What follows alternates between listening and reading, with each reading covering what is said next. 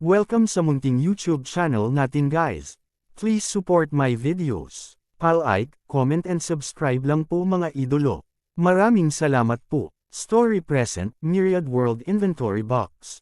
Kabanata 261.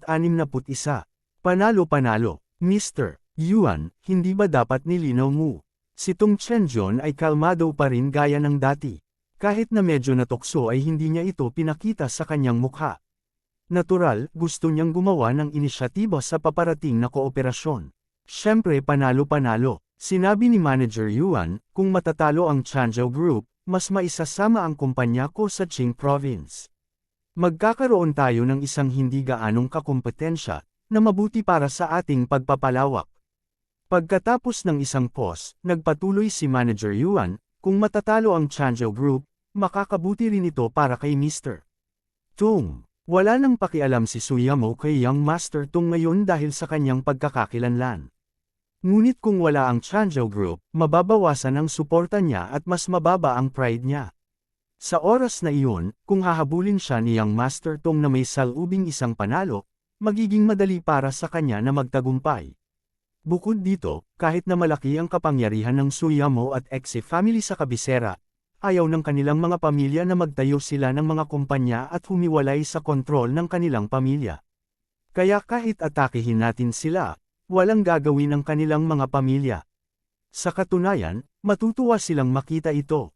Kapag nawala ang kanilang mga kumpanya, ang kanilang mga pamilya na ang may huling say sa kanilang pagsasama. Sa panahong iyon, kahit na hindi niya kayang maabot ng puso ni Yu, ang kanyang layunin, si Sutong, ang kanyang pamilya. Naniniwala ako na sa reputasyon ni Mr. Tung bilang pinakamayamang tao sa Qing Province, tiyak na susuportahan ng Su family ang relasyon ni Suyamo at Young Master Tung sa oras na iyon, magkakaroon ng malakas na suporta si Mr. Tung tulad ng Su family, na magiging mabuti para sa kanyang pagpapalawak. Maraming sinabi si Manager Yuan, ngunit si Tong Chenjon ay hindi nagpakita ng anumang ekspresyon mula sa simula hanggang sa huli. Dahil dito ay medyo nasaraan ng loob si Manager Yuan, na palihim na nagmamasid sa kanya. Kasabay nito, masigurado siya na si Tong Chenjon ay isang matandang soro. Kailangan niyang maging mas maingat sa pakikitungo sa kanya sa hinaharap. I have to say, Manager Yuan, may sense ang sinabi mo. Pagkatapos magsalita ni Manager Yuan, dahan-daw ang sinabi ni Tong Chenjon, gayunpaman, Manager Yuan, naisip mo na ba ang katotohanan na ang Changzhou Group ay nakamit na ang ilang mga resulta at nagpakita ng ilang potensyal?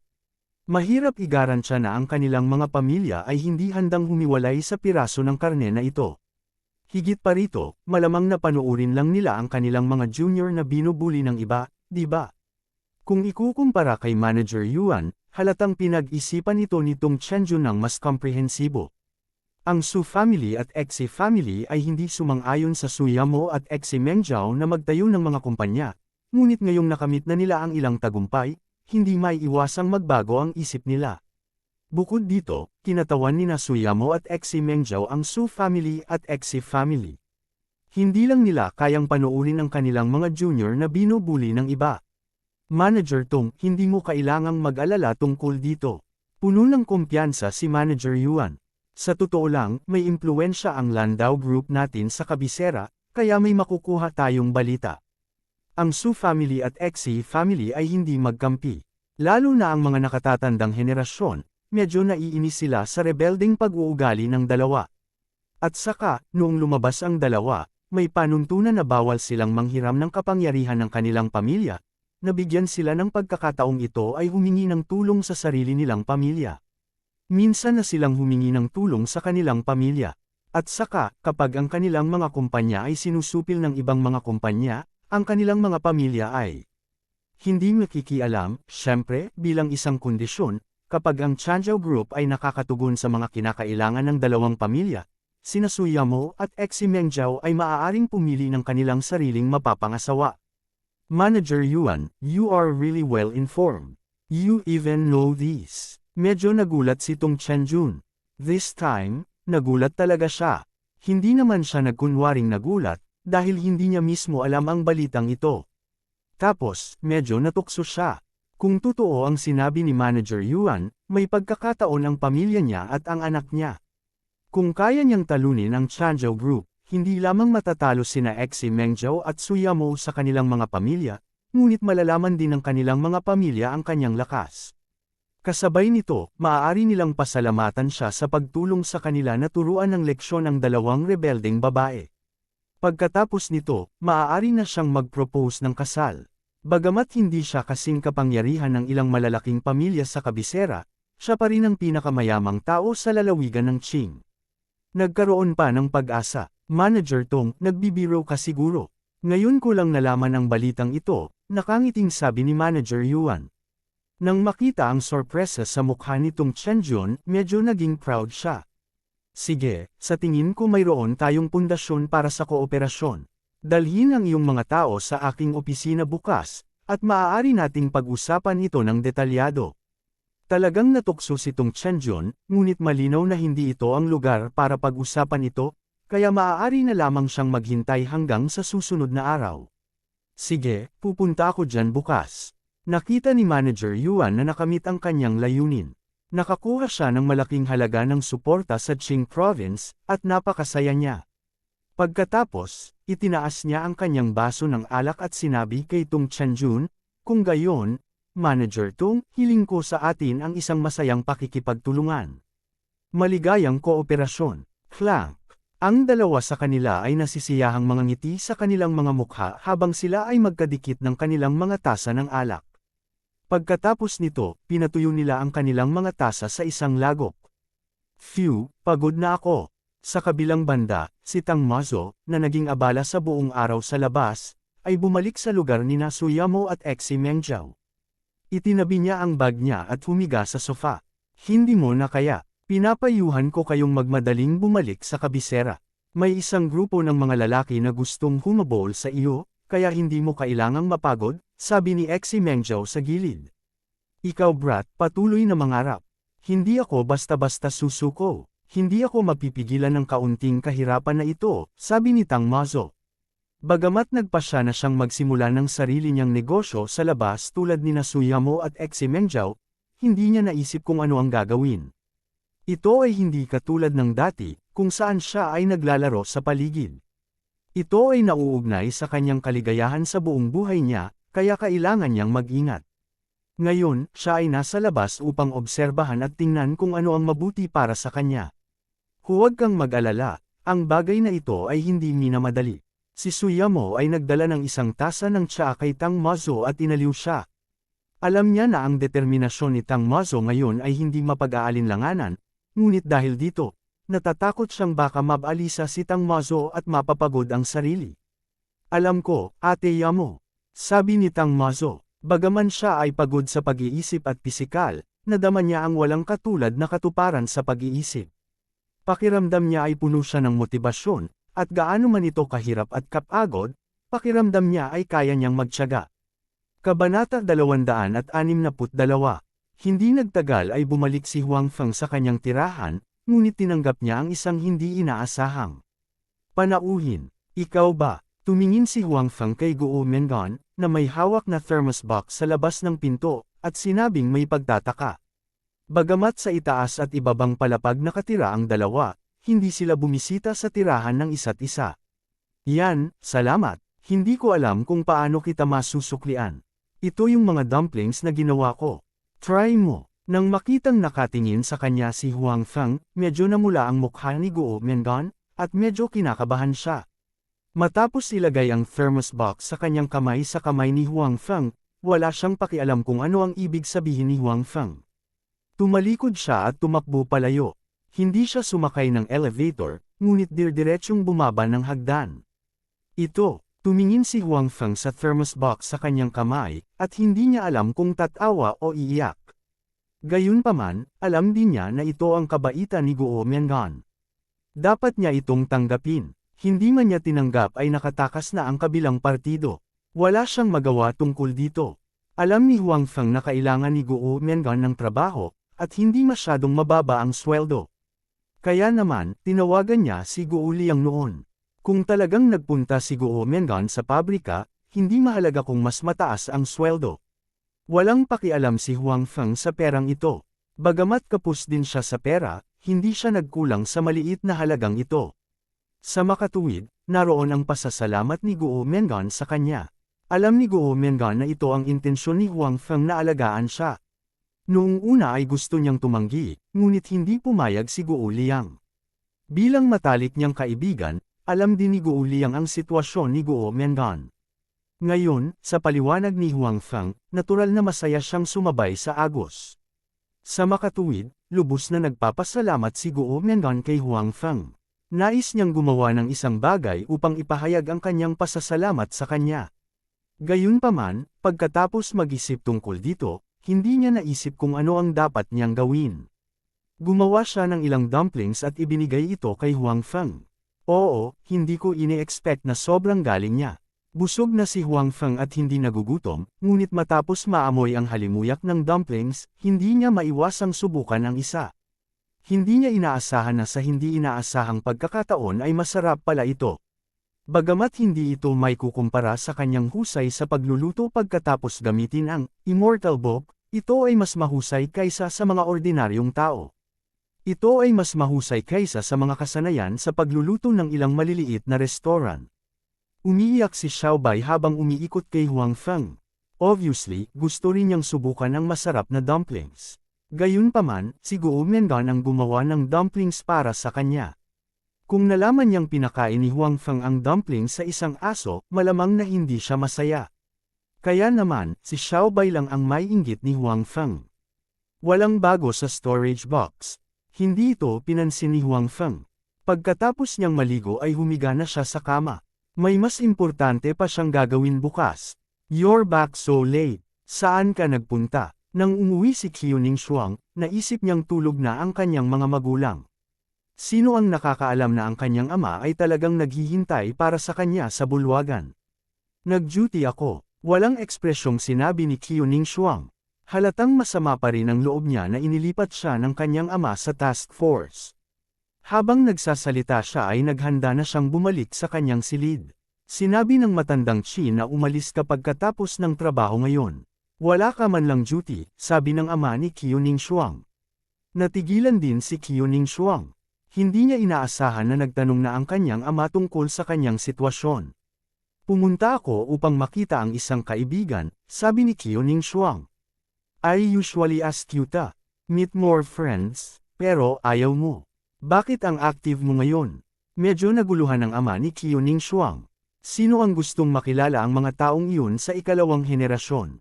Ungol ni Qiuning Shuang. Tinukoy ng kanyang background ang kanyang social circle. Ang mga tao sa paligid niya ay pawang mga pangalawang henerasyong tao. Si Qiuning Shuang ay hindi kailanman naging interesado sa kanila. Hindi mo naman sikretong inimbestigahan ang kaso na yan, di ba? Sabi ng ama ni Qiuning Shuang. Obviously, kilalang-kilala pa rin niya ang kanyang anak. Alam niyang hindi siya ganoon kadaling sumuko. Katulad ng hindi niya siya pinapunta sa Criminal Police Department, matagal siyang nagkagulo. Sa huli, nag-alok siya ng maraming kondisyon at nakompromiso siya. Gayunpaman, hindi siya masaya sa kanyang puso. So ano, hindi mo ako pinapasok sa task force, at hindi mo ako pinapayagang mag-imbestiga ng mag-isa. Nakita ni Qiuning Shuang na nahulaan na ito ng kanyang ama, kaya hindi niya ito itinanggi. Ginagawa ko ito para sa ikabubuti mo. Sinabi ng ama ni Qiuning Shuang sa seryosong tono, kilala mo ba kung sino ang sangkot sa kasong ito? Kung mapipilitin sila sa isang sulok, gagawin nila ang lahat. Panipi, ito rin ang ikinabahala ng ama ni Qiuning Shuang. Narinig na niya kung anong uri ng tao si Uncle Lee. Kung tungkol sa kung anong uri ng paraan si Tong Chenjun noong mga unang taon, malinaw din siya tungkol dito. Mabuti kung walang kinalaman sa kanila ang bagay na ito. Kapag nangyari na ito, napakadelikado kung pupunta si Qiuning Shuang para mag-imbestiga. Nakita ni Qiuning Shuang ang nag-aalalang hitsura ng kanyang ama. Alam niyang ginagawa niya ito para sa kanyang kapakanan. Ganoon din nung hindi niya ito hinayaang maging kriminal na pulis. Alam kong ginagawa mo ito para sa ikabubuti ko, ngunit kung hindi ko mismo iimbestigahan ang kasong ito, hindi ako papayag. Itay, ay pangako mo sa akin na hahayaan mo akong imbestigahan ang kasong ito, sabi ni Qiuning Shuang. Nang makitang lamambat ang tono ng kanyang anak, at tila nagsusumamo ito, natigilan ang ama ni Qiuning Shuang. Pagkatapos, naunawaan niya ang ayaw sa puso nito. Noon pa man ay gusto na niyang lutisin ang kaso, at sa pagkakataong ito, hindi madali para sa kanya na makaharap ito. Bukod dito, kinasangkutan nito ang kanyang sarili, kaya hindi siya susuko kahit anong mangyari. You can investigate it, but you must be careful. Once you find anything, tell me immediately. If you need any help, you can also tell me. Lamambot ang puso ng ama ni Qiu Ningshuang. Bahagyang lamambot ang puso ng ama ni Qiu Ningshuang. Bukod dito, sa kanyang puso, hindi niya naisip na ang kanyang anak na babae, na palaging isang pulis trapiko, ay may kakayahang magresolba ng mga kaso. Ngayon, dahil gusto niyang makilahok, pagkatapos ay hayaan siya. Gayunpaman, hindi pa rin siya pinapasok ng task force, kung mag-isa lang siya, wala siyang makukuhang kahit ano. Kung ganoon, hindi magkakaroon ng anumang panganib, at ito ay magdudulot pa rin sa kanya ng kasiyahan. Hindi katanggap-tanggap. Salamat, tatay. Masayang niyakap ni Qiu Ningshuang ang kanyang ama at sinabing, bantayan mong mabuti. Panoorin mo akong gumawa ng malaking kaso para sa iyo. Wala siyang pakialam na hindi siya makasali sa task force. Ngayon, naisip niya na malaki ang naitulong ni Huang Feng sa kanya. Sa tulong ni Huang Feng, mas mahusay siya kaysa sa mga taong iyon sa task force.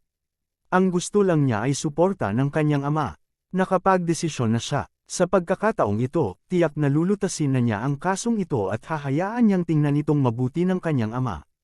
Ikaw, nang makita ang kanyang anak na babae na kumikilos ng may kalokohan, tuwang-tuwa rin ang kanyang ama. Matagal na siyang hindi nakakita ng ganoong eksena. Mula nang hindi siya pumayag na sumali siya sa Criminal Police Force, nagalit ito sa kanya at ayaw niyang mapalapit sa kanya. Dapat ko ba siyang ilipat sa Criminal Police Force? Ang ganoong pag-iisip ay pumasok sa isip ng ama ni Qiu Ningshuang. Kabanata 263. Kinabukasan, nang pumunta muli si Huang Feng sa kumpanya, hindi niya nakilala si Xi Mengzhao, na gustong pantirya siya. Dahil dito ay gumaan ang loob niya. Hindi siya natatakot sa kanya, ngunit natatakot siya sa gulo. Sa mga oras ng trabaho, nililinang pa rin ni Huang Feng ang kanyang panloob na kapangyarihan. Nalaman niya na ang kanyang mga meridian ay naging mas makapal pagkatapos ng panahong ito ng paglilinang. Bukod dito, ang panloob na kapangyarihan sa kanyang katawan ay tumaas ng husto.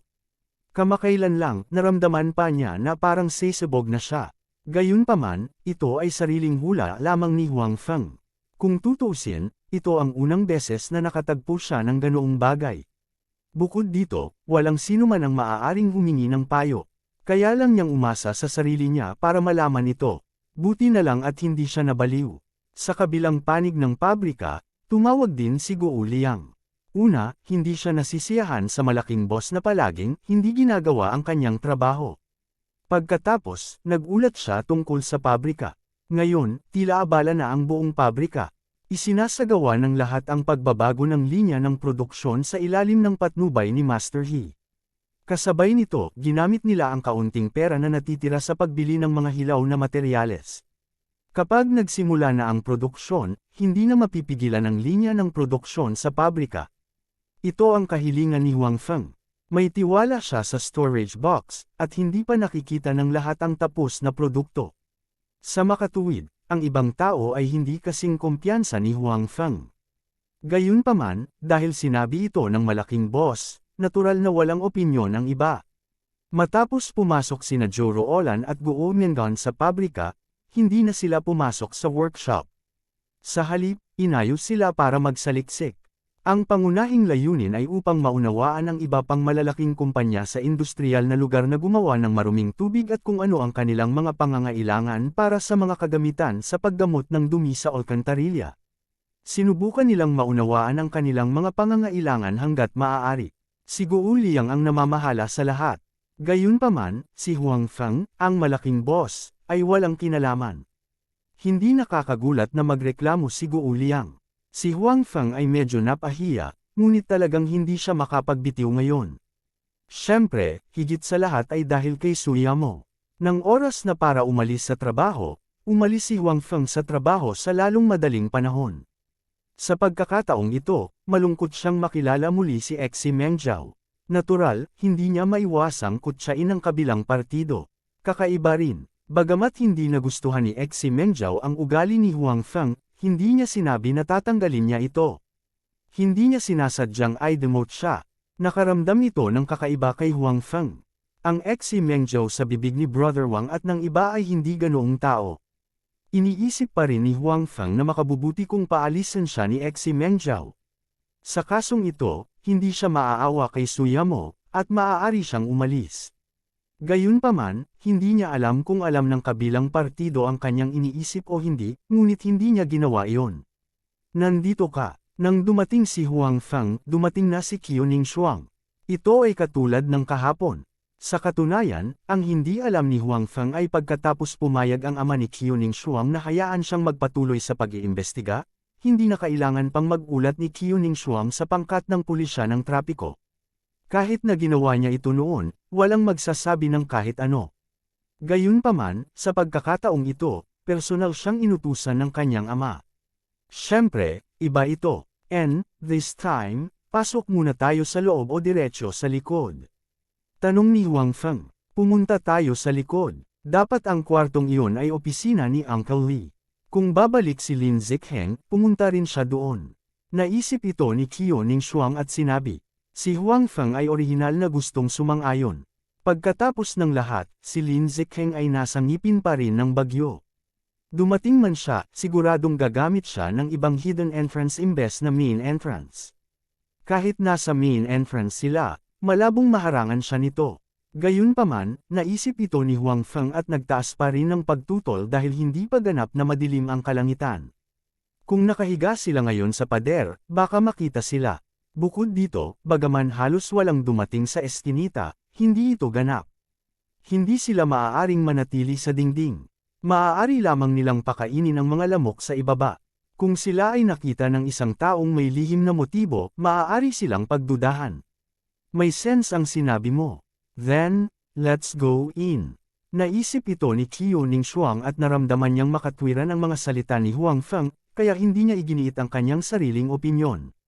Ito ang pinahahalagahan ni Huang Feng tungkol sa kanya. Hindi niya igigiit ang kanyang sariling opinyon ng walang hanggan at hindi nakikinig sa opinyon ng ibang tao. Pagkapasok ng dalawa ay pinili pa rin nilang umupo sa sulok malapit sa pinto. Uminom sila ng kaunti habang hinihintay si Uncle Lee at ang iba pa. Hindi mataas ang posibilidad na dumaan si Lin Zikheng sa main entrance, ngunit malaki ang posibilidad na dumaan sina Uncle Lee at Qiu Hao sa main entrance. Umupo ka sandali, pupunta ako sa banyo. Pagkaraan ng ilang sandali, nakaramdam si Huang Feng na umihi, marahil dahil sa sobrang pag-inom niya ng beer. Handa na siyang pumunta sa banyo. Kinawayan lang ni Qiuning Shuang ang kanyang kamay kay Huang Feng at walang pakialam. Gayunpaman, nang lumabas si Huang Feng sa banyo, nalaman niyang napapalibutan si Qiuning Shuang ng ilang tao. Mabilis siyang naglakad. Beauty, iniimbitahan ka nitong kapatid na sumayaw. Bigyan mo ako ng mukha. Sabi ng isang binata kay Qiuning Shuang. Tama, give me some face and dance. Bakit reserved ka sa ganitong klaseng lugar? Beauty, hindi mo naman kami bibigyan ng mukha diba? Nag-echo din ang ibang mga binata, ngunit nang magsalita sila, ang kanilang mga mata ay nakatingin sa katawan ni Qiuning Shuang. Bagamat si Qiuning Shuang ay nakabalat kayo at ang kanyang mukha ay hindi kasing ganda ng kanyang tunay na mukha, ang kanyang anyo ay hindi nakatago. Kaya naman, ang mga kabataang ito na pumunta dito upang humanap ng kaguluhan at makahanap ng isang romantikong enkwentro ay madaling ikinulong ang kanilang target sa kanyang katawan at lumapit upang guluhin siya. Nakita ni Huang Feng na nakasimangot na ang mga kilay ni Qiuning Shuang. Gusto niya sigurong magalit pero naisip niya na may gagawin pa siya ngayon. Sa oras na ito, hindi siya makagawa ng masyadong ingay. Kung hindi, kung may nalaman si Uncle Lee o ang kanyang mga tauhan, tapos na. Kaya, nagtiis siya. Mabilis na humakbang pasulong si Huang Feng at itinulak ang binata na nakaharang sa daan palayo. Sabi niya, "Excuse me, please excuse me." Sa oras na ito, kitang-kita niya ang amoy ng alak sa mga taong ito. Sino ka sa tingin mo? Ang taong itinulak palayo ni Huang Feng ay nagsabing ayaw. Nang magsalita siya, tinutulak pa rin ng kanyang kamay si Huang Feng. Gayunpaman, paano maihahambing ang kanyang lakas kay Huang Feng? Kaya naman, namumula ang kanyang mukha at hindi niya itinulak si Huang Feng. Boyfriend niya ako. Anong gusto mong gawin sa pagpapaligid sa girlfriend ko? Tumingin si Huang Feng sa ilang tao at sinabi. Hindi, niya nakita iyon nang sabihin niyang siya ang nobyo ni Qiuning Shuang. Unang tumingin sa kanya si Qiuning Shuang nang may pagtataka, pagkatapos ay isang dampi ng pula ang lumitaw sa kanyang mukha. Ang mga taong iyon ay tumingin kay Huang Feng na may pangit na ekspresyon. Si Qiuning Shuang ang orihinal na target nila ngayong gabi, ngunit ngayong biglang lumitaw ang isang kasintahan, halatang wala silang magandang impresyon kay Huang Feng. Sabi mo boyfriend ka niya. Sa oras na ito, ang isang tao na ayaw tumanggap Quibled. Kabanata 264. Oh, paano mo gustong patunayan? Malamig at matalim ang tingin ni Huang Feng habang nakatingin sa kabilang partido. Biglang naramdaman ng taong iyon na para siyang tinititigan ng isang lobo, at ang kanyang buong katawan ay hindi komportable. Sa sandaling ito, biglang hinawakan ni Qiuning Shuang, na nasa tabi niya, ang braso ni Huang Feng at marahang hinalikan si Huang Feng sa pisngi. Pagkatapos, iniyuko niya ang kanyang ulo sa kahihiyan. Natigilan ang iba sa eksena. Maging si Huang Feng ay ganoon din. Noong una ay naisip niya na kung patuloy siyang guguluhin ng kabilang partido, hindi niya iisipin na palihim na gumamit ng mahika para turuan ng leksyon ang kabilang partido. Bagamat makakagawa din ito ng kaunting ingay, mas mabuti na ito kaysa direktang gumawa ng paggalaw. Gayunpaman, hindi niya inaasahan na gagawin ito ni Qiuning Shuang. Direkta itong natulala sa kanya. Hindi makapaniwalang tumingin siya kay Qiuning Shuang. Gayunpaman, umupo na si Qiuning Shuang at uminom ng kanyang beer na parang walang nangyari. Gayunpaman, ipinagkanulo siya ng namumula niyang pisngi. Yung ibang mga kabataan na naghahanap ng gulo, kahit ayaw nila, sumuko na lang. Naghahanap sila ng isang romantikong pagtatagpo, hindi para sa gulo. Dahil ang dilag na ito ay talagang sumama sa kanyang kasintahan, maaari na lamang silang sumuko. Nang makitang umalis ang iilang tao na ayaw, umupo rin si Huang Feng. Mas mabuti kung hindi sila gumawa ng anumang ingay. Gayunpaman, pagkaupo, hindi makapaniwalang tumingin si Huang Feng kay Qiuning Shuang. Hindi pa rin siya tuluyang nakaka-recover sa eksena kanina. Marahil ay naramdaman ng tingin ni Huang Feng, hindi natural na pinasadahan ni Qiuning Shuang ang kanyang buhok sa kanyang mga daliri. Then, she looked at her wine glass and said, huwag kang magkamali. Natakot lang ako na baka mapusok ka at atakihin sila. Bagamat hindi dapat pagsisihan ang pagkamatay nila, kung magdulot ka ng labis na kaguluhan, magdudulot ito ng mga problema. Ay, alam ko, sabi ni Huang Feng. Bagamat marahil ay nahulaan niya ang kadahilanang ito sa kanyang puso, si Huang Feng ay nakaramdam pa rin ng kaunting pagkabigo sa kanyang puso. Wala itong kinalaman kung gusto niya ang kabilang partido o hindi. Kaya lang pagkatapos mahalikan ng ganoong kagandahan ay hindi maiwasang mag-isip ang kanyang puso. Sa oras na ito, ang puso ni Qiuning Shuang ay hindi kalmado gaya ng nakikita niya. Namumula rin siya dahil sa nangyari kanina. Hindi niya akalain na gagawin niya ang ganoong bagay.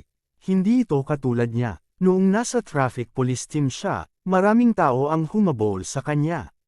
Gayunpaman, wala siyang kahit kaunting magandang impresyon sa kanila, at hindi niya sila binigyan ng magandang mukha. Gayunpaman, ngayon siya ang nagkusa na halikan si Huang Feng. Ito ay hindi maisip. Kung makita ito ng kanyang mga kasamahan sa pangkat ng pulisya ng trapiko, malamang na malaglag ang kanilang mga panga.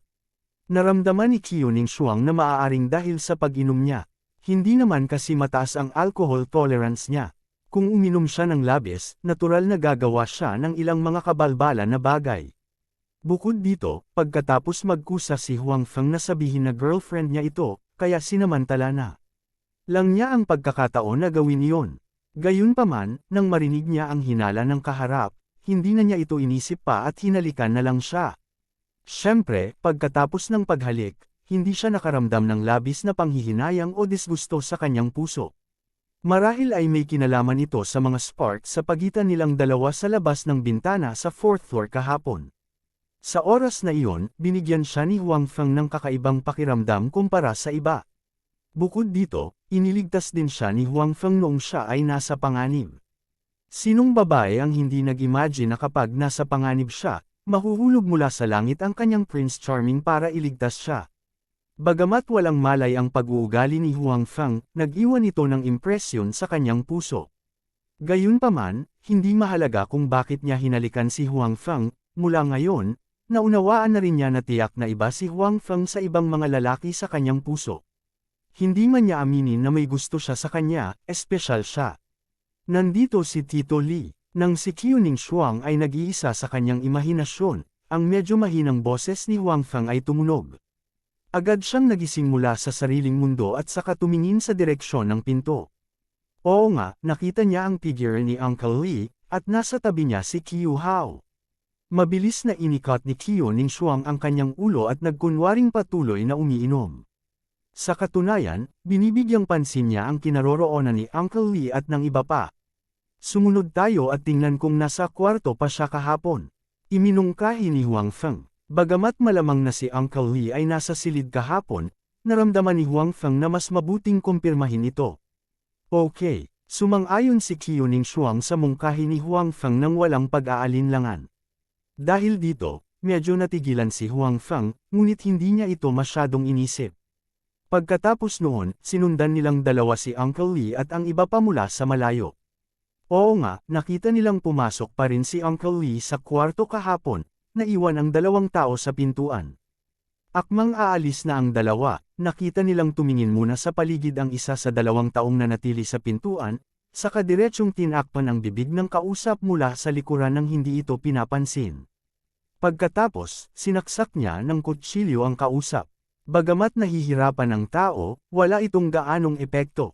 Maya-maya ay tumigil na siya sa paggalaw. Gulat na tiningnan ni Huang Feng at Qiuning Shuang ang sitwasyon sa harap nila. Nagkatinginan sila at nakita ang pagdududa sa mga mata ng isa't isa.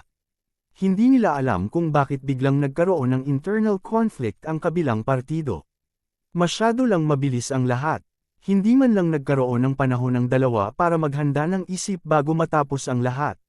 Sa oras na ito, isa pang lalaking nakaitim ang lumabas mula sa sulok sa di-kalayuan. Lumakad siya sa gilid ng dalawang tao at tinulungan ang umatake na dalhin ang bangkay sa katabing silid. Pagkatapos noon, nilinis ng dalawang tao ang dugo sa pinto. Pagkatapos, ang dalawang tao ay nakatayo doon ng hayagan at patuloy na naging mga Diyos ng pinto. Sinenyasan ni Huang Feng si Qiuning Shuang na umalis. Pagkababa nilang dalawa sa ika-4 na palapag, sinabi ni Huang Feng kay Qiuning Shuang, mukhang hindi magiging ganoon kadali ang usapin ngayong gabi. Well, siguro parehong nagkamali sina Uncle Lee at Qiu Hao. Gayunpaman, sino ang kabilang partido? Sabi ni Qiuning Shuang na may seryosong mukha. Malinaw, tiyak na wala sa panig ni Uncle Lee ang umatake. Gayunpaman, hindi malaman ni Huang Feng at Qiuning Shuang kung sino ang nagpadala sa kabilang partido. Tara sa likod muna tayo. Sabi ni Huang Feng, walang silbi ang hula dito ngayon. Wala silang makukuhang sagot. Mas mabuting pumunta sa likod at mag-eavesdrop. Baka may mahanap. Sila. Okay. Tumango si Qiuning Shuang bilang pagsang-ayon. Pagkatapos nun, nag-walk out na silang dalawa. Gayunpaman, nagkataon, pagkalabas nila ng club, nakita nila ang mga kabataang nanggulo sa kanila noon malapit sa pintuan. Nang makita ang mga figure na iyon, puno ng galit ang mga mata ni Qiuning Shuang. Nung nasa loob sila noon, natatakot sila na baka madagdagan pa ang problema, kaya hindi na sila nag-away, pero ngayong nasa labas na sila, hindi na kailangang magtiis. Kabanata 265. Huwag kang gagawa. Ako mismo ang gagawa, sinabi ni Qiuning Shuang kay Huang Feng. Nagkibit-balikat si Huang Feng at hindi nagsalita. Wala siyang naramdamang delikadong aura mula sa mga taong iyon. Sa makatuwid, kahit na mas maraming tao ang kabilang partido, hindi inisip ni Huang Feng na nasa anumang panganib si Qiuning Shuang. Diretsyong naglakad si Qiuning Shuang. Sa oras na ito, mayroon ng dalawang babae sa tabi ng mga kabataang iyon. Gayunpaman, halatang hindi maganda ang kalagayan ng dalawang babaeng iyon. Sa mga oras na ito, lasing na sila. May ibinubulong ang kanilang mga bibig, ngunit walang nakakaalam sa kanilang sinasabi. Papa. Pumunta si Qiuning Shuang sa likod ng unang taong kumausap sa kanya at tinapik siya sa balikat. Nang lumingon ang tao sa pagkalito, nakita niya ang isang itim na anino na umaatake sa kanya. Bago pa siya makapag-react ay natama na ang mga mata niya. F***, mabahong babae ka. Nababaliw ka na ba? Tinakpan ng taong iyon ang kanyang mata na binugbog at umungal kay Qiuning Shuang. Sa mga oras na ito, wala na siyang pakialam sa babaeng kalong niya. Ikinumpas niya ang kanyang kamao at binasag ito kay Qiuning Shuang. Hindi umiwas si Qiuning Shuang. Diretso niyang hinawakan ang kamao nito gamit ang isang kamay at saka pinahit iyon. Hayaan mo, bitawan mo, masisira, masisira. Hindi nagtagal ang taong iyon bago siya nagsimulang humingi ng awa. Sa susunod, bantayan mo ang iyong mga mata. Direktang sinipa siya ni Qiuning Shuang sa tiyan at pinalipad siya. Ang ibang mga tao ay handang salakayin si Qiuning Shuang. Gayunpaman, matapos makita ang kahabag-habag na kalagayan ng kanilang mga kasama, nag-alinlangan sila. Hindi nila akalain na ganito pala kalakas ang magandang babaeng ito. Bakit mo gustong subukan? Then go, ano ang pinag-aalangan mo? Tiningnan ni Qiuning Shuang ang mga taong ito na halatang binubuli ang mahihina at may bahagyang panghahamak sa malakas. Originally, medyo nag-aalangan pa sila. Ngayong na-provoke sila ni Qiuning Shuang, hindi na sila masyadong nag-isip. Nagsigawan sila at tinamaan si Qiuning Shuang. Isang bakas ng pananabik ang sumilay sa mga mata ni Qiuning Shuang. Hindi siya umatras. Sa halip, siya ang nagkusa na harapin sila. Sa ilang suntok at sipa, napatumba niya ang mga lalaking ito. Hindi man lang siya tinamaan ng mga ito. Sa pagtingin sa ilang mga kasamang nakahiga sa paligid niya na patuloy na umiiyak, medyo hindi nasisiyahan si Qiuning Shuang. Gayunpaman, alam din niya na mayroon pa siyang tamang negosyo na dapat gawin. Sapat na para turuan ng leksyon ang mga taong ito. Ano pang hinihintay mo? Sigaw ni Qiuning Shuang. Nagmamadaling bumangon ang iilang taong iyon at ay nilalayan ang isa't isa. Ang isa sa kanila ay tila gustong kunin ang dalawang lasing na babae. Halatang ayaw nilang sumuko sa dalawang biktima sa kanilang mga kamay. Gayunpaman, humakbang pasulong si Qiuning Shuang at muling sinipa siya, pinalipad siya. Sa pagkakataong ito, ang iba ay walang pakialam sa mga babae. Dali-dali nilang tinulungan ang malas na lalaki at tumakas. Paano silang dalawa? Sa oras na ito, lumapit si Huang Feng at tiningnan ang dalawang walang malay na babae sa lupa. Hayaan mo na sila. Ganito ang pag-inom sa lugar na ganito, baka sila mismo ang gustong maging biktima, sabi ni Qiuning Shuang. May mga gagawin pa siya mamaya. Natural, hindi niya kayang alagaan ang dalawang babaeng ito.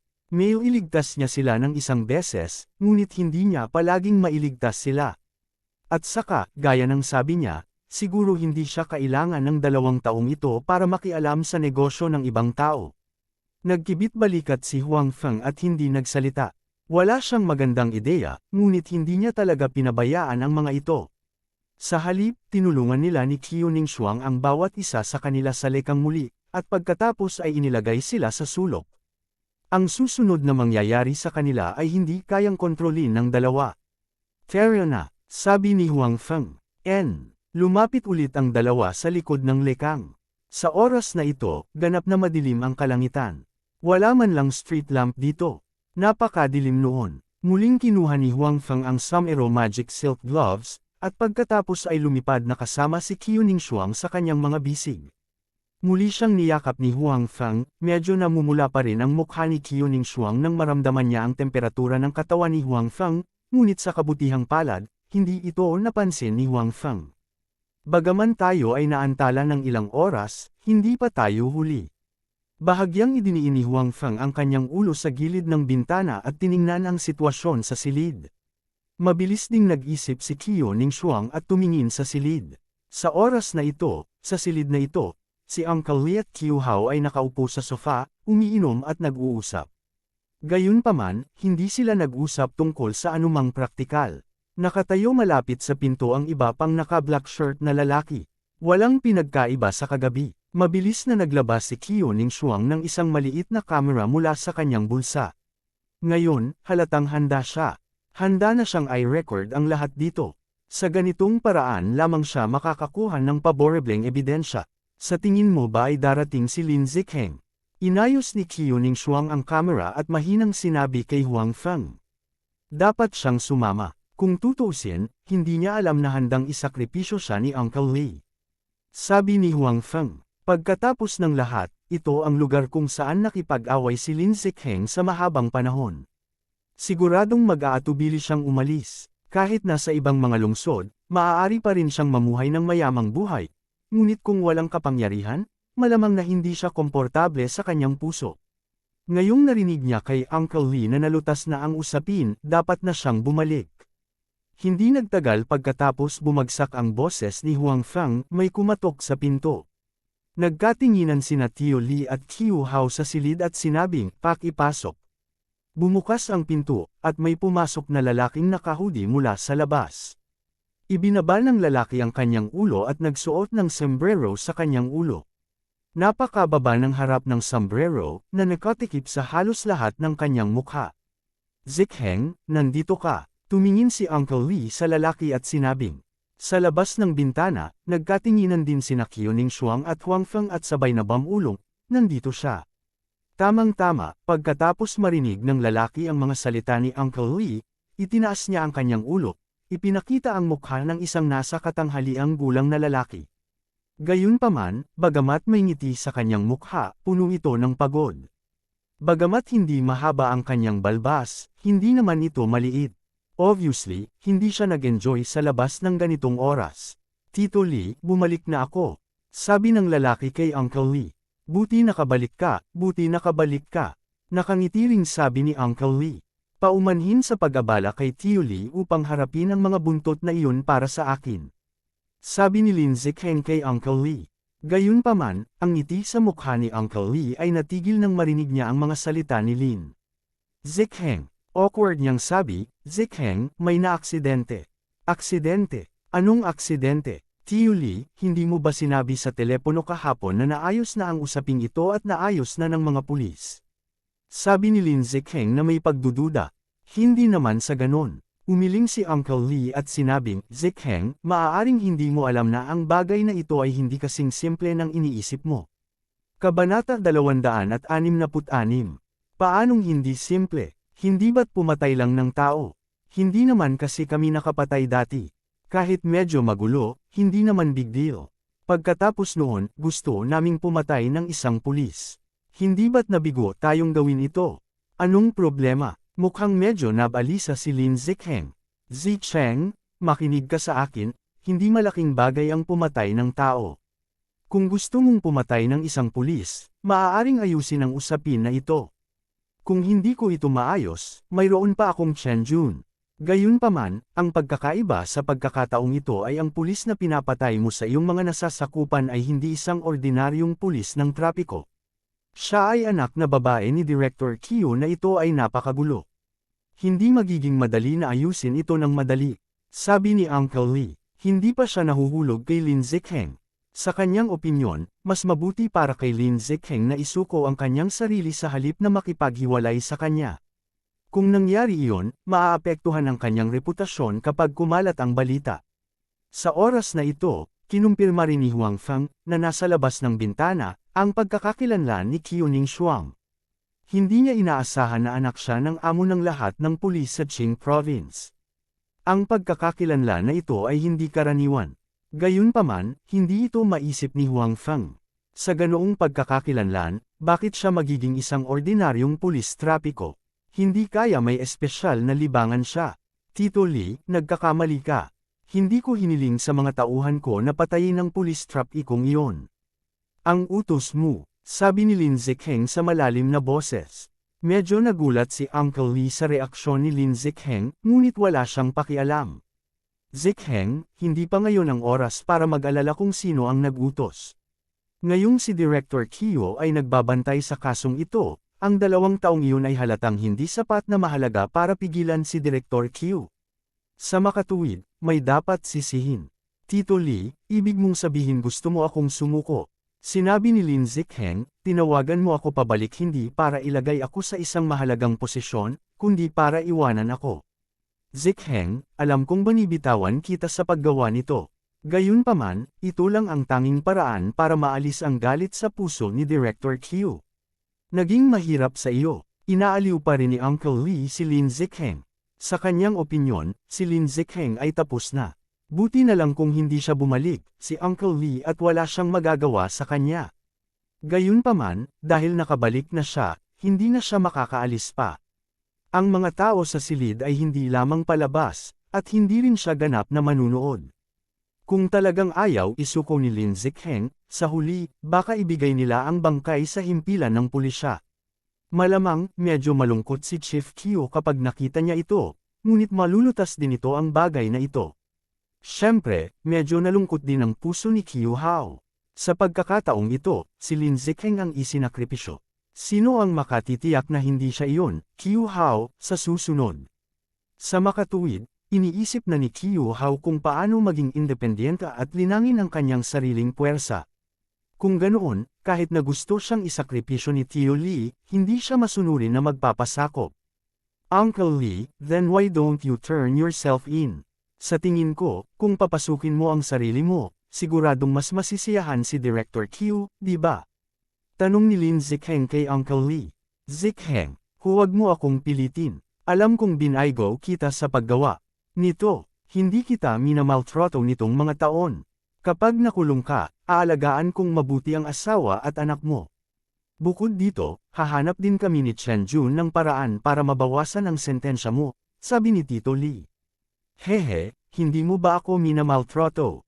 Sa lahat ng mga taon na ito, hindi ba ako nakatulong sa iyo? Kung ano ang ibinigay mo sa akin ay nararapat sa akin. Ngayong nagkakaproblema ka, iniiwan mo na ako ng ganun-ganun lang. Tio Lee, talagang hinahangaan ko ang iyong determinasyon. Ang mukha ni Lin Zikheng ay nagpakita ng nakakatakot na ngiti habang nakatingin kay Uncle Lee at sinabi. Sa oras na ito, naramdaman na ni Uncle Lee na may mali. Kadalasan, hindi maglalakas loob si Lin Zikheng na kausapin siya ng ganito. Kahit na sinadya niyang pahirapan ang mga bagay-bagay, hindi siya maglalakas loob. Gayunpaman, sa pagtingin sa hitsura ni Lin Zikheng ngayon, malinaw na hindi ito ganito.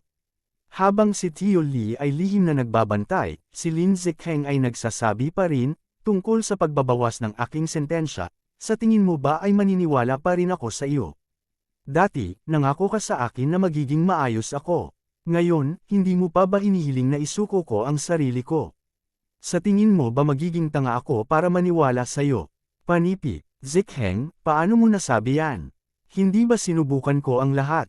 At saka, hindi ko inaasahan na ang bagay na ito ay kasangkot kay Director Q, tama ba?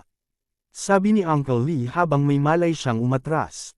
Sabay tingin kay Q Hao. Sa oras na ito, talagang napagtanto din ni Q Hao na kakaiba ang kinikilos ni Lin Zikheng. Dahan-daang umabot ang kamay niya sa bewang niya. Damn you! Biglang nagmura si Lin Zikheng. Pagkatapos, inilabas niya ang kanyang baril at itinutok ito kay Tio Lee at sinabing, Matanda, bakit hindi ka mamatay? Zikheng, anong ginagawa mo? Hayaan mo si Tio Lee. Inilabas din ni Q Hao ang kanyang baril at itinutok ito kay Lin Zikheng. Gayunpaman, hindi siya bumaril. Zikheng, huwag kang mabalisa. Nasa kamay ko pa rin ang asawa at mga anak mo. Kung maglakas loob kang barilin, hindi sila mabubuhay. Halatang natakot si Uncle Lee sa biglaang pagkilos ni Lin Zikheng at mabilis na sinabi kay Lin Zikheng. Natigilan si Lin Zikheng. Bago ang insidente ni Brother Biao, siya ang may pananagutan sa pagbabantay kay Lekang, napakaraming tao rito ang kanyang mga pinagkatiwalaan. Kahapon, nang pag-usapan ni na Uncle Lee at Q Hao kung paano siya sisihin, narinig ito ng isang subordinate na tapat sa kanya, kaya tinawag niya siya. Gayunpaman, narinig lamang ng taong iyon ang pangkalahatang ideya. Hindi niya alam na hostage pa ni Uncle Lee ang asawa at mga anak ni Lin Zikheng. Sa makatuwid, sa oras na ito, narinig din ito ni Lin Zikheng sa unang pagkakataon. Habang natulala si Lin Zikheng, biglang hinawakan ni Uncle Lee, na nasa harapan niya, ang kamay niyang hawak ang baril at gustong agawin ang baril. Sa kabilang banda, babarilan na ni Q Hao si Lin Zikheng. Gayunpaman, sa iilang lalaking naka-black shirt na pumasok kasama nila, may mga taong tapat kay Lin Zikheng. Ganito rin ang nangyari. Ang ilan ay bumaril kay Q Hao, at ang ilan ay bumaril sa kanilang mga kasama. Si Lin Zikheng at Uncle Lee ay nakikipagbuno na sa mga oras na ito, kaya nahirapan ang iba sa pagbaril. Napatingin sina Huang Feng at Qiu Ningshuang sa magulong labanan sa harap nila. Hindi nila inaasahan ang mga bagay na bubuo sa puntong ito. Ang mga tao ni Uncle Lee ay talagang nagkaroon ng panloob na alitan. Pareho silang gustong pumasok, ngunit sa oras na ito, halatang hindi ito magandang oras. Lumilipad ang mga bala sa loob. Kung hindi sila nag-iingat, baka tamaan sila. At saka, kapag bigla silang sumulpot, baka mabuking ng mga tao sa loob at pantirya sila. Tingnan muna natin, sabi ni Huang Feng. Nakita na niya na medyo hindi mapakali si Qiuning Shuang. Mabilis niya itong niyakap. Sa oras na ito, mas ligtas na manatili sa labas. Kabanata 267. Naramdaman ang pagtaas ng lakas sa kamay ni Huang Feng, bahagyang namula ang mukha ni Qiuning Shuang, ngunit agad siyang kumalma. Tahimik ang panig ni Qiuning Shuang, ngunit ang sitwasyon sa loob ay hindi masyadong maganda. Sa sandali ng putok ng baril, sumugod din ang dalawang tao na nakabantay sa labas. Bagamat sinusundan nila ngayon si Uncle Lee, sinundan nila si Lin Zikheng matapos itong tumakas. Kanina pa nila sinusundan si Lin Zikheng, kaya mas tapat sila kay Lin Zikheng kaysa kay Uncle Lee. Sa makatuwid, pagkatapos na pumasok ang dalawang taong ito, sumama sila sa pangkat upang alisin sina Uncle Lee at Qiu Hao. Kailangang sabihin na napakahusay pa rin ang kasanayan ni Qiu Hao. Bagamat kinubkob siya ng maraming tao, kaya pa rin niyang maka-counter-attack at pumatay ng ilang tao. Siyempre, ang kanyang sariling sitwasyon ay napakasama rin. Ilang beses na siyang binaril, at napakalubhan ng kanyang mga sugat. Parang papel ang mukha niya. Ang isa pang taong napagkamalan ni Lin Zikheng ay si Uncle Lee. Sa kanyang palagay, si Uncle Lee ay matanda na, napakatanda na kaya walang banta. Gayunpaman, nakalimutan niyang noong bata pa si Uncle Lee, nasa underworld din siya. Narating niya ang kanyang kinalalagyan ngayon hindi lang dahil mas matalino siya sa iba, kundi dahil hindi mahina ang kanyang kakayahan. Kaya lang sa mga taong ito, hindi talaga siya kumikilos. Kapag kailangang gumawa ng hakbang, sina Lin Zikheng at Qiu Hao ang pumasok. Sa makatuwid, nakalimutan din ng lahat na si Uncle Lee ay isa ring walang awan na karakter noong bata pa siya. Kanina lang, natulala lang si Lin Zikheng, at sinalo ni Uncle Lee ang kapintasan. Pagkatapos nilang magbuno ang dalawa, nanguna pa si Uncle Lee dahil sinamantala muna ni Uncle Lee ang pagkakataon. Hindi niya alam kung ito ay inayos ni Uncle Lee o Lin Zikheng, ngunit walang tao sa mga silid sa paligid ng silid na ito sa oras na ito, at walang dadaan dito sa oras na ito. Kaya lang, kahit may pumutok dito, hindi alam ng ibang tao sa labas. Maging ang malakas na musika sa unang palapag ay mahinang narinig. Nagpatuloy ang labanan, at hindi tumigil ang mga hiyawan.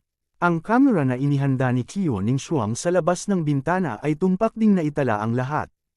Tumigil ang lahat. Sa oras na ito, si Uncle Lee, na nakakuha ng huling tagumpay sa labanan kay Lin Zikheng, ay itinutok ang kanyang baril kay Lin Zikheng at sumigaw ng malakas sa lahat. Namumula ang mukha ni Lin Zikheng habang nakahiga siya sa lupa, ngunit ang kanyang mga mata ay nakatuon kay Uncle Lee. Ang kanyang mga mata ay puno ng ayaw, at halatang hindi siya kumbinsido. Gayunpaman, kahit na hindi siya kumbinsido, wala siyang ibang pagpipilian. Siya ay walang paraan upang labanan ang lahat. Napakasama rin ang kalagayan ni Uncle Lee. Dumudugo ang sulok ng bibig, punit-punit ang damit, magulo ang buhok. Ito ay ganap na naiiba sa kanyang karaniwang imahe. Gayunpaman, may isang matagumpay na ngiti sa kanyang mukha, pati na rin ang bakas ng kalupitan. May iba pang mga tao na nasa isang masamang sitwasyon. Si Qiu Hao ay malubhang nasugatan sa oras na ito, at ang kanyang bibig ay patuloy na naglalabas ng dugo. Hindi niya inaasahan na orihinal niyang binalak na samantalahin ang sitwasyon at hintayin si Uncle Lee na tanggalin si Lin Zikheng. Pagkatapos, siya ang magiging numero 1 subordinate ni Uncle Lee, at makakahanap siya ng pagkakataon na agawin ang posisyon ni Uncle Lee. Ang lahat ay pinlano ng mabuti, at hindi niya maintindihan kung paano ito umunlad hanggang sa puntong ito. Ang mukha ni Qiu Hao ay puno ng kalituhan at takot sa kamatayan. Nakasama niya si Uncle Lee sa loob ng maraming taon, at nagawa na niya ang lahat ng uri ng mga bagay. Natural, nakapatay din siya ng mga tao. Bagamat hindi ito marami, mayroon pa ring ilang buhay sa kanyang mga kamay. Noong nakaraan, nasiyahan siya sa pakikibaka at takot ng kabilang partido bago mamatay, ngunit ngayon, lahat ng ito ay nangyari sa kanya. Napagtanto niya na hindi na ganoon kaganda ang lahat.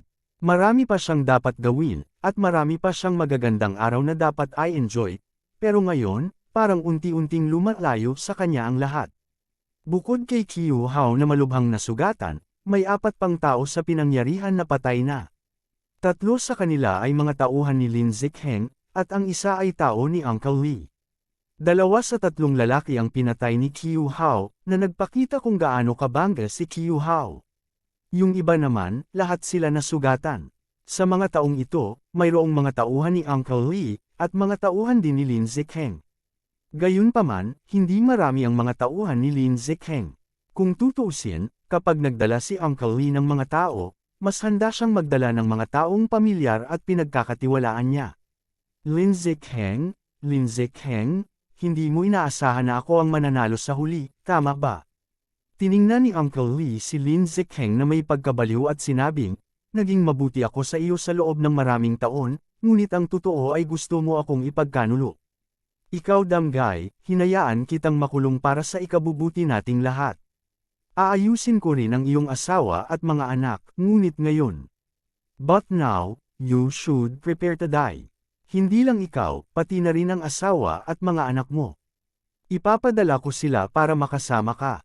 Originally, hindi mo kailangang mamatay, wala sa inyo.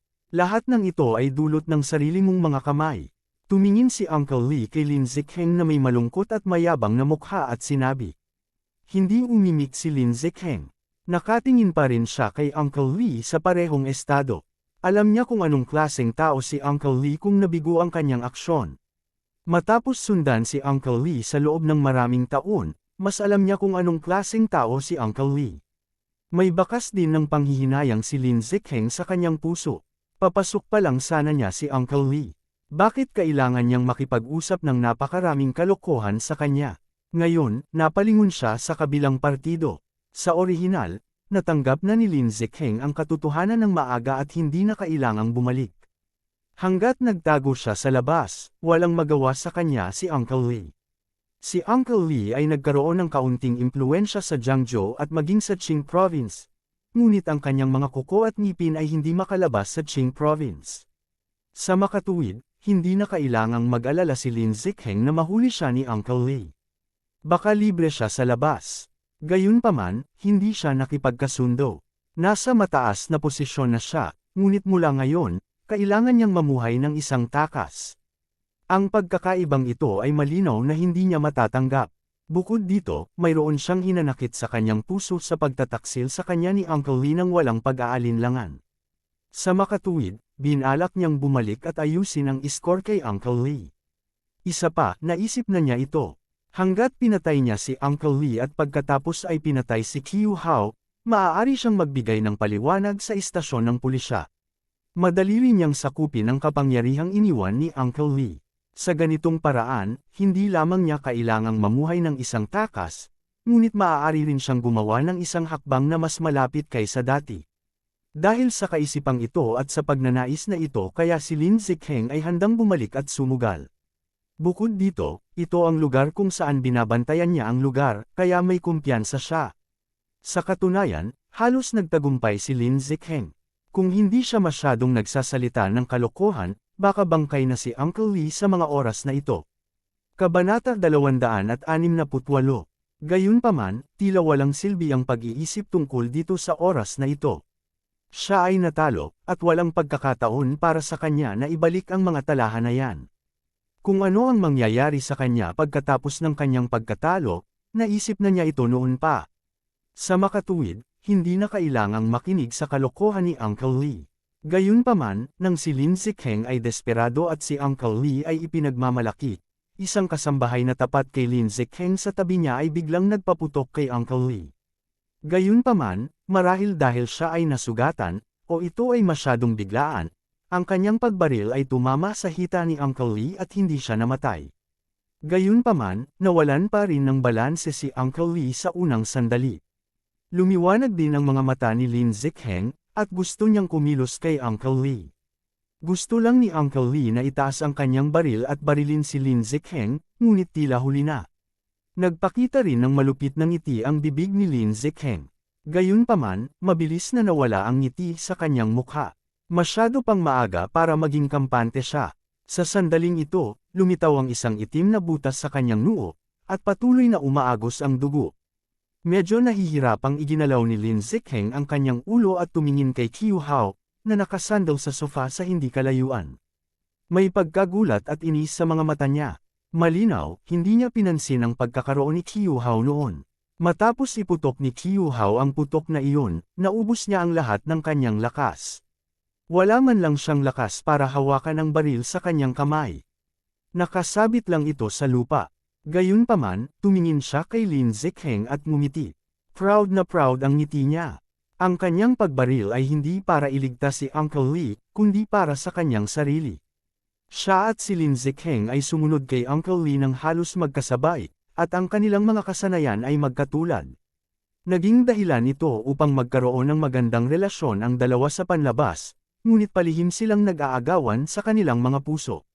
Walang handang maging dehado. Ngayon, alam na ni Qiu Hao na maaaring hindi niya ito magagawa, ngunit tila may posibilidad si Lin Zikheng na ibalik ang mga mesa. Ayaw niyang hayaang mangibabaw si Lin Zikheng pagkatapos ng kanyang kamatayan. Sa sandaling siya at si Uncle Lee ay namatay, si Lin Zikheng ay talagang malamang napalitan ang posisyon ni Uncle Lee at sugpuin siya. Kahit na malapit na siyang mamatay, ayaw tanggapin ni Qiu Hao ang katotohanan ito. Sa makatuwid, ginamit ni Qiu Hao ang lahat ng kanyang lakas para magpaputok, at ang epekto ng putok na ito ay hindi masama. Nanalo ako, nakangiting sabi ni Qiu Hao. Ang kanyang tono ay matatag, ngunit ipinakita rin ito na siya ay lubhang mahina. Malinaw na hindi maganda ang kondisyon ng kanyang katawan sa ngayon. Gayunpaman, halatang mas masama si Lin Zikheng kaysa sa kanya dahil hindi man lang siya makapagsalita. Namatay siya na dilat ang mga mata. Si Uncle Lee ay hindi walang ginagawa. Habang nagkatitigan ang dalawa niyang kampan ay nabaril na niya at napatay ang kagagaling lang sa kanya. Pagkatapos, pinatay din niya ang ilan pang tao na tapat kay Lin Zikheng. Sa ganitong paraan, ang tanawin ay puno ng kanyang mga tao, bagamat 3 lamang sila, at lahat sila ay nasugatan. Haha, ako ang nanalo sa huli. Mayabang na sabi ni Uncle Lee nang makitang maayos na ang sitwasyon. Bagamat medyo namumutla ang kanyang mukha, punong-puno siya ng pagmamalaki. Malinaw, maaari niyang tanggapin ang kasalukuyang resulta at nasiyahan dito. Bagaman siya ay nasugatan at maaaring mawala ang dalawa sa kanyang pinakamahusay na mga subordinate, hindi ito mahalaga. Ang mahalaga ay malutas ang usapin. Nakasigurado ang kanyang posisyon. Walang makakapagbanta sa kanya. Maaari siyang gumawa ng isang hakbang pasulong sa hinaharap. Hindi ka pananalo. Ang boses ni Qiu Ningshuang ay tumunog sa silid na ito, ibaba ang baril at ilagay ang iyong mga kamay sa iyong ulo. Sa oras na ito, nakapasok na sina Huang Feng at Qiu Ningshuang sa silid. Nakita nila na ang sitwasyon sa loob ay karaniwang nagpapatatag. Alam nilang oras na para magpakita sila. Sa pagtingin sa gulo sa lupa, ang mga puso ni Huang Feng at Qiu Ningshuang ay labis na naantig. Kahit na nakita nila ng kanilang mga mata ang buong proseso, medyo nabigla pa rin sila. Masasabi lamang na ang kapangyarihan ay pumatay ng mga tao. Kung hindi dahil sa ambisyon sa puso ni Lin Zikheng, hindi siya babalik nang malaman niyang sasalakayin siya ni Uncle Lee, at hindi ito mangyayari. Medyo nahihirapang lumingon si Tio Lee.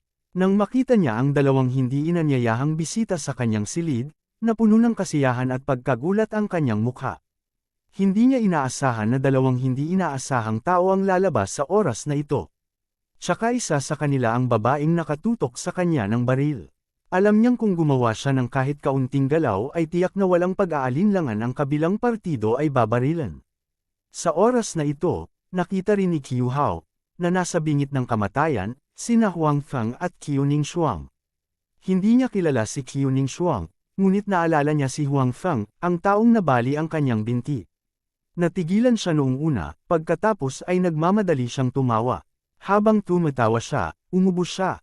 Ikaw pala, so ikaw pala, haha, lahat tayo ay pinagplanuhan. Lahat tayo ay pinagplanuhan. Tumawa ng mayabang si Qiu Hao. Habang tumatawa siya, umubos siya ng maraming dugo. Pagkatapos nun, tumingin siya kay Uncle Lee at sinabing, matanda, hindi ka rin nanalo. Haha, hindi ka rin nanalo. Bagamat hindi niya direktang tinulungan si Uncle Lee, sa puso ni Qiu Hao, wala siyang magandang impresyon kay Uncle Lee. Ito ang naramdaman niya nang sumuko siya kay Lin Zikheng nang walang pag-aalinlangan. Alam niya na sila ni Lin Zikheng ay kasangkapan lamang ni Uncle Lee. Wala ni Katiting na pagmamahal si Uncle Lee sa kanilang dalawa. Bilang resulta, natural na walang magandang impresyon si Qiu Hao sa kanya. Bago ito, iniisip pa niya kung paano aalisin si Uncle Lee matapos tanggalin si Lin Zikheng at palitan ito. Noong una, inakala ni Qiu Hao na si Uncle Lee ang magiging pinakamalaking mananalo pagkatapos nilang mamatay ni Lin Zikheng. Pagkatapos ng lahat, kasama si Lin Zikheng, magkakaroon ng paliwanag para sa bagay ni Brother Biao. Kasama ng impluwensya ni na Uncle Lee at Tong Chenjun, ang mga sumusunod na usapin ay hindi magiging mahirap ayusin. Gayunpaman, hindi niya inaasahan na sa huling sandali, nang ipagdiriwang na ni Uncle Lee ang kanyang tagumpay, biglang lumitaw si Huang Feng kasama ang isang lalaki na may hawak na baril ni Peyton sa tabi niya. Kahit papaano lumabas silang dalawa dito, siguradong hindi sila magkasundo ni Uncle Lee. Kaya naman sinabi ni Qiu Hao na hindi rin nanalo si Uncle Lee. Tiningnan ni Uncle Lee si Qiu Hao na may pagkapuot. Ngayon lang talaga nagpakita ng pagtataksil sa kanya ang dalawa niyang pinakakakayahang subordinate. Bagamat hindi siya binaril ni Qiu Hao, alam ni Uncle Lee kung ano ang tingin niya sa kanya mula sa kanyang mga salita. Kahit na hindi nangyari ang insidente ngayon, lubos na maiisip na ipagkanulo siya ni Qiu Hao sa hinaharap. Hahaha, lahat tayo ay pinagplanuhan. Patuloy na inuulit ni Qiu Hao ang kanyang mga salita. Pagkatapos, bigla siyang umubo ng mabilis at nagluwan ng malaking subo ng dugo. Hindi siya makahinga at tuluyang nakayuko ang ulo niya. Kabanata 269. Si Huang Feng ay nagmamadaling umabant ng 2 hakbang at pumunta sa gilid ni Qiu Hao. Gayunpaman, natagpuan niya na si Qiu Hao ay ganap na patay. Malubha na siyang nasaktan noon, at masyado siyang emosyonal ngayon. Bilang isang resulta, siya ay direktang namatay. Hindi naawa si Huang Feng sa kanya. Pagkatapos ng lahat, ang taong ito ay hindi isang mabuting tao. Ito ay makikita mula sa sitwasyon ngayon, ngunit ngayon ay may isang mas kaunting buhay na tao. Bang! Isang putok ng baril ang biglang tumunog, na sinundan ng malamig na boses ni Qiu Ningshuang, "Ipinapayo ko sa iyo na huwag gumalaw." Ang mga salita ni Qiu Ningshuang ay hindi sinabi kay Uncle Lee. Sa oras na ito, hindi kumikibo si Uncle Lee, sabi ni Qiu Ningshuang sa isa sa mga tauhan ni Uncle Lee. Sinusubukan siyang barilin ng taong iyon, ngunit una niyang nalaman. Binaril niya ang braso nito, at hindi mahawakan ang baril. Dati, nasa labas ng bintana sina Qiu Ningshuang at Huang Feng, ngunit nasaksihan nila ang buong proseso sa loob, kaya natural, alam nila na hindi sila maaaring maging pabaya sa oras na ito. Kung hindi, uulitin nila ang kanilang mga pagkakamali. Pumunta si Huang Feng doon upang kunin ang mga baril sa kamay ng 3 tao na hindi papatay at ng iba pang mga tao, ngunit itinuro pa rin ni Qiu Ningshuang si Uncle Lee at sinabing, "Itapon mo ang baril." Hindi sigurado ang mukha ni Uncle Lee, ngunit sa huli, nagpasya siyang pakinggan ang mga salita ni Qiu Ningshuang dahil nararamdaman niya na kung hindi siya makikinig, tiyak na hindi magiging magalang si Qiu Ningshuang sa kanya. Nang makita ni Uncle Lee na ibinato ang baril sa lupa, dahan-dahang naglakad si Qiu Ningshuang patungo sa kanya. Nakatutok din ang baril sa kanyang kamay sa kabilang partido.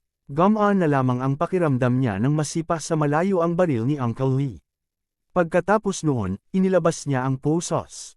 Talagang pinaghandaan niya ng gusto ang gabing ito. Hindi niya nakalimutang dalhin ang posos at posos. "Isuot mo yan." Inihagis ni Qiu Ningshuang ang posos kay Uncle Lee at sinabing, "Prangka si Uncle Lee." Alam niyang wala ng puwang para makalaban ngayon, kaya mabilis niyang pinusasan ang sarili.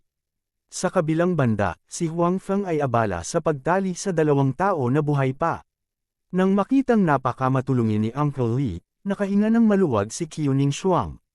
Kung tutuusin, ito ang unang beses niyang humarap sa ganoong sitwasyon. Kinabahan din siya ng husto. Ngayong nakita niyang tila namuo na ang alikabok, medyo lumuwag din ang kanyang mga ugat. Kapag naisip niya kung paano niya nalutas ang isang malaking kaso ngayon, tiyak na titingnan siya ng kanyang ama sa isang bagong liwanag. Bakas sa gilid ng kanyang bibig ang isang bakas ng ngiti. Gayunpaman, si Uncle Lee ay isang matalinong tao kung tutuusin. Natural, ayaw niyang mahuli ng ganito. Nang makita niyang medyo lumuwag ang ekspresyon ni Qiu Ningshuang, bigla niyang pinaalis si Qiu Ningshuang. Nangyari ito ng biglaan kaya hindi napaghandaan si Qiu Ningshuang. Napatalon siya, at lumipad din ang baril sa kamay niya. Sa oras na ito, si Uncle Lee ay naglabas ng baril mula sa kanyang mga braso at binaril si Qiu Ningshuang nang walang pag-aalinlangan. Sa pagkakataong ito, may natutunan siyang leksyon. Hindi na siya naglakas loob na ipagpaliban pa ang kalokohan. Bukod dito, naroon pa rin si Huang Feng sa tabi niya, kaya hindi siya nang ahas na maging pabaya. Dati, nang masaksihan ni Huang Feng at Qiu Ningshuang ang buong proseso sa loob, nakita nila na hindi inilabas ni Uncle Lee ang kanyang baril sa napakadelikadong sitwasyon. Kaya naman, naisip ng dalawa na walang baril si Uncle Lee. Gayunpaman, hindi inaasahan ng dalawa na magiging ganoon katagal si Uncle Lee. Napakadelikado ngayon, ngunit hindi niya inilabas ang kanyang baril. Ngayon, bigla na lang niya itong inilabas na naging dahilan ng aksidente sa kanilang dalawa. Hindi, nakita rin ni Huang Feng ang sitwasyon sa panig ni Qiu Ningshuang. Kinikilig na sigaw niya, itinaas na niya ang baril sa kanyang kamay at pinaputukan si Uncle Lee. Sa naunang espasyo, marami na siyang pinaputok na baril. Hindi siya estranghero sa mga baril. Gayunpaman, ang mga galaw ni Huang Feng ay medyo mabagal. Binaril ni Uncle Lee si Qiu Ningshuang na may malupit na mukha. Biglang nagkaroon ng madugong butas malapit sa puso ni Qiu Ningshuang. Nang magplano si Uncle Lee na ipagpatuloy ang pagbaril, tumunog din ang baril ni Huang Feng, at direktang tumama sa ulo ni Uncle Lee ang putok ni Huang Feng. Ang pagbaril na ito ay bahagyang dahil sa lakas ni Huang Feng at bahagyang dahil sa swerte. Gayunpaman, anuman ang mangyari, ang epekto ng putok ni Huang Feng ay direktang sumabog sa ulo ni Uncle Lee. Medyo nag-aalala pa rin si Huang Feng. Ilang beses pa siyang bumaril hanggang sa tuluyang napahiga si Uncle Lee sa lupa. Itinapon ni Huang Feng ang baril at tumakbo papunta kay Qiu Ningshuang. Qiu Ningshuang, okay ka lang? Kamusta? Hinawakan ni Huang Feng si Qiu Ningshuang sa kanyang mga bisig. Napakasama ng sitwasyon ni Qiu Ningshuang. Dumudugo ang kanyang bibig, at patuloy na dumudugo ang kanyang puso. Parang umaagos ang dugo sa katawan niya. Gayunpaman, nang makita niya si Huang Feng na nakatingin sa kanya ng may pag-aalala, may ngiti sa kanyang mukha. Napakatamis ng kanyang ngiti. Ibinuka niya ang kanyang bibig para magsalita, ngunit tumalsik siya ng dugo. Itinaas ni Qiu Ningshuang ang kanyang nanginginig na kamay. Kinailangan ng maraming pagsisikap upang hawakan ang mukha ni Huang Feng. Lalong lumawak ang ngiti sa mukha niya. Alam niya ang kanyang sitwasyon. Baka mamatay siya. Bagamat natatakot din siya sa kamatayan at kinasusuklaman ang kamatayan, tila hindi katanggap-tanggap na mamatay sa mga bisig ni Huang Feng. Alam ni Qiu Ningshuang na mayroon siyang magandang impresyon kay Huang Feng sa kanyang puso. Marahil ay dahil iniligtas siya ni Huang Feng noon, o marahil ay dahil kagabi, bigla siyang nagdedeliryo at tumibok ang kanyang puso. Gayunpaman, alam niya kung ano ang iniisip niya. Noong una, nahihiya siyang ipakita ito, ngunit ngayong malapit na siyang mamatay, ayaw na niyang itago pa ito. Ayos ka, magiging maayos ka. Si Huang Feng ay naguguluhan din. Ito ang unang pagkakataon na nakatagpo siya ng ganitong sitwasyon sa katotohanan. Nang ay teleport siya sa espasyo ng digmaan, nakita rin niyang pinapatay ang kanyang mga kasama sa paligid. Gayunpaman, hindi siya nakaramdam ng ganito. Sa oras na iyon, higit niyang tinatrato ang kanyang sarili bilang isang dumaraan. Nilinggan pa niya ang mga nangyayari sa paligid niya nang walang pakialam. Gayunpaman, iba na ngayon. Si Qiu Ningshuang ay isang taong kilala niya sa totoong mundo. Isa pa, maganda ang naging relasyon nilang dalawa. Hindi niya matanggap ang pagkamatay ni Qiu Ningshuang sa harap niya. Tama, magic. Alam ko magic. Ungol ni Huang Feng. Sa oras na ito, medyo nalilito siya. Wala siyang pakialam sa pagtatago ng kanyang sikreto. Sa pag-aakalang alam niya ang magic, mabilis niyang ginamit ito. Banayad na magic hilang. Ito ang tanging light magic na natutunan ni Huang Feng. Maaari nitong pagalingin ang ilang maliliit na sakit ng tao. Kung may iligtas ba nito si Qiu Ningshuang, hindi niya alam. Gayunpaman, kailangan niyang subukan. May binulong si Huang Feng. Marahan siyang tiningnan ni Qiu Ningshuang. Gayunpaman, tiyak na walang mood si Huang Feng na mag-isip ng husto. Hindi nagtagal, isang banayad na liwanag ang bumungad sa katawan ni Qiuning Shuang. Tila gumanda ang kanyang kutis, ngunit hindi tumigil ang pagdurugo mula sa kanyang puso. Kabanata 270, lalong nag-aalala ang mukha ni Huang Feng. Ang hilang teknik sa kanyang kamay ay mas nakakabaliw sa katawan ni Qiuning Shuang. Gumaganda na ang kanyang kutis, ngunit wala itong gaanong epekto sa mga sugat sa kanyang katawan. Sa oras na ito, kung may naglabas ng bala sa puso ni Qiuning Shuang at nilagyan ito ng benda, pagkatapos ay kasama ng hilang teknik ni Huang Feng, talagang gagaling si Qiuning Shuang. Gayunpaman, hindi ito magagawa ni Huang Feng ngayon, kaya desperado na lamang niyang gamitin ang hilang teknik para mapanatili ang kanyang sigla. Kung hindi, malamang patay na si Qiuning Shuang ngayon. Ang hindi napansin ni Huang Feng ay kapag ginamit niya ang hilang teknik ng baliw, ang mga mahiwagang elemento sa nakapaligid na hangin ay patuloy na namumuo sa kanyang katawan, at ang pagitan ng kanyang hilang teknik ay unti-unting yumiikli. Bagamat hindi niya naabot ang instant casting, hindi ito malayo. Gayunpaman, si Huang Feng, na nasa gulat, ay hindi napansin ang lahat ng ito. Huwag kang ganyan. Nagpumilit magsalita si Qiuning Shuang, ngunit hindi siya masyadong makapagsalita. Ayos lang, gagaling ka. Inaliw ni Huang Feng si Qiuning Shuang habang inihagis ang hilang teknik. Huwag kang magsalita, tatawag ako ng ambulansya. Oo, tumawag ka ng ambulansya. Si Huang Feng, na nasa gulat lang, ay nakalimutang tumawag ng ambulansya, kaya dali-dali niyang kinuha ang kanyang telepono at dinial ang numero. May ngiti si Qiuning Shuang sa kanyang mukha. Pinanood niya si Huang Feng na nananabik na nagdidial sa telepono at sumisigaw sa nurse sa telepono. Nakaramdam siya ng kaunting tamis sa kanyang puso, ngunit medyo nag-aatubili din. Ayaw niyang mamatay. Naramdaman na lang niya na nahanap na niya ang gusto niya. Ayaw niyang mamatay, hindi lang dahil na-miss niya ang kanyang pamilya, kundi dahil din kay Huang Feng. Qiuning Shuang, wala ka talagang silbi. Delikado noong nakaraan, at ganito na naman. Sinisi ni Qiuning Shuang ang kanyang sarili sa pagiging pabaya sa kanyang puso. Si Huang Feng, na ibinaba ang telepono, ay nakitang nag-aaway ang mga talukap ng mata ni Qiuning Shuang. Tila hindi na siya makatagal. Lalo siyang naguluhan. Teka lang, malapit na ang ambulansya. Napangiti si Qiuning Shuang, ngunit hindi siya makapagsalita. Kumalma ka, Huang Feng. Kailangan mong kumalma. Dapat may paraan. Sa oras na ito, pinilit ni Huang Feng ang kanyang sarili na kumalma. Sa oras na ito, sa pamamagitan lamang ng pagpapatahimik niya mailigtas si Qiuning Shuang. Gayunpaman, hindi niya alam kung paano magsagawa ng operasyon o paunang lunas. Ang kanyang pinakamalaking trump card ay ang storage box. Oo, kahon ng imbakan. Biglang lumiwanag ang mga mata ni Huang Feng. Marami siyang nakuha sa storage box. Mabilis na ibinaon ni Huang Feng ang kanyang kamalayan sa storage ring. Ang mga bagay na nakuha niya ay nasa storage ring. Oo, yun lang. Agad na nakita ni Huang Feng ang matingkad na pulang vermilion fruit na tahimik na nakahiga sa storage ring. Hindi niya nakalimutan ang epekto ng vermilion fruit. Nang walang pag-aalinlangan, kinuha ni Huang Feng ang vermilion fruit. Sa sandaling ito, maaari lamang siyang umasa na ang vermilion fruit na ito ay kasing kabigabighani gaya ng sinabi ng pagpapakilala nito. Bilasan mo, buksan mo yung bibig mo at kainin mo. Sinabi ni Huang Feng kay Qiuning Shuang. Gayunpaman, medyo malabo na ang kamalayan ni Qiuning Shuang. Wala man lang siyang lakas na ibuka ang kanyang bibig, lalo pa ang pagmuya. Walang pakialam si Huang Feng. Inilagay niya ang vermilion fruit sa kanyang bibig at ngumunguya ng ilang beses. Nang maramdaman niya ang pag-agos ng katas, hinaronggan niya ng sarili niyang bibig ang bibig ni Qiuning Shuang. Pagkatapos, inilipat niya ang vermilion fruit, nang inuya na niya, sa bibig ni Qiuning Shuang kasama ng juice.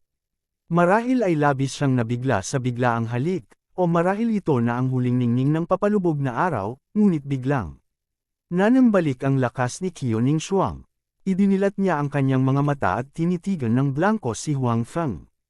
Blanko ang isip niya, parang hindi niya matanggap ang nangyari. Bilasan mo, kainin mo. Nagmamadaling sinabi ni Huang Feng nang makita niyang si Qiuning Shuang ay nagkamalay na. Tila nawalan ng kakayahang mag-isip si Qiuning Shuang. Katutubo niyang nilunok ang vermilion fruit na inuya ni Huang Feng kasama ng juice. Pagkatapos, nakaramdam siya ng mainit na agos mula sa kanyang tiyan patungo sa kanyang buong katawan, lalo na sa paligid ng kanyang puso. Ang mainit na agos ay tila nagpapagaling sa kanyang nasugatan na katawan, at ang sugat sa kanyang katawan ay tuluyan ng huminto sa pagdurugo. Binigyang pansin ni Huang Feng ang sitwasyon ni Qiu Ningshuang habang siya ay patuloy na nagpapagaling sa kanya. Hindi alintana kung ito ay epektibo o hindi, ito ay mas mahusay kaysa sa wala. Pagkatapos noon, nakita ni Huang Feng na ang mukha ni Qiu Ningshuang ay unti-unting nanembalik ng kaunting kulay. Nawala ang pamumutla kanina, at unti-unting bumalik sa normal ang mahinang aura kanina. Ang mga mata ni Qiu Ningshuang ay tila unti-unting naging mas masigla. Ano ang pakiramdam mo? Nag-aalalang tanong ni Huang Feng nang makita niyang medyo naka-recover na si Qiu Ningshuang. Niligtas mo na naman ako, sabi ni Qiu Ningshuang habang nakatingin kay Huang Feng na may komplikadong ekspresyon. Malinaw na naiintindihan ni Qiu Ningshuang ang sitwasyon ng kanyang katawan kaysa kay Huang Feng. Matapos kainin ang bagay na ibinigay sa kanya ni Huang Feng, naramdaman niya na ang kanyang pagkakakilanlan ay nagbago ng malaki. Ang mainit na agos na iyon ay patuloy na nagpapagaling sa kanyang katawan, nagbibigay sa kanya ng sigla at nagpapanatili ng kanyang buhay. Hindi na niya naramdaman na malapit na siyang mamatay. Ngayon, maliban sa medyo mahina ang kanyang katawan at hindi maihahambing sa isang normal na tao, hindi siya mas masama kaysa sa isang normal na tao sa ibang aspeto.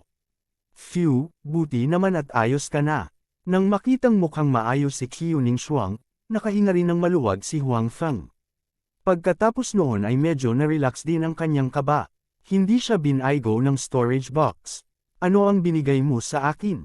Tanong ni Qiu Ningshuang. Ngayon, maliban sa pagiging mahina, wala na siyang iba, kaya nagkaroon siya ng lakas na magtanong tungkol sa ilang bagay na na-curious siya. Panacea, sabi ni Huang Feng. Anyway, ang bagay ay kinain ni Qiu Ningshuang. Hindi niya alam kung ano iyon. Hanggat hindi niya sinabi, hindi malalaman ng iba. Siyempre, ito ang pinakamagandang sitwasyon. Gayunpaman, alam din ni Huang Feng na tiyak na magdududa ang iba. Pagkatapos ng lahat, si Qiu Ningshuang ay lubhang nasugatan, ngunit ngayon ay wala ng iba maliban sa pagiging mahina. Natural, maghihinala sila. Hindi masyadong nag-isip si Huang Feng kung kailan niya gustong iligtas siya. Sana lang ay hindi magdulot ng labis na gulo sa kanya ang usaping ito.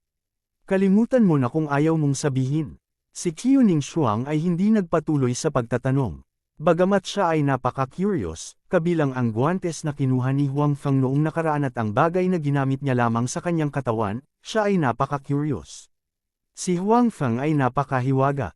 Mukhang marami siyang sikreto na ayaw niyang sabihin sa iba. Aalamin ko talaga lahat ng sikreto sa katawan mo.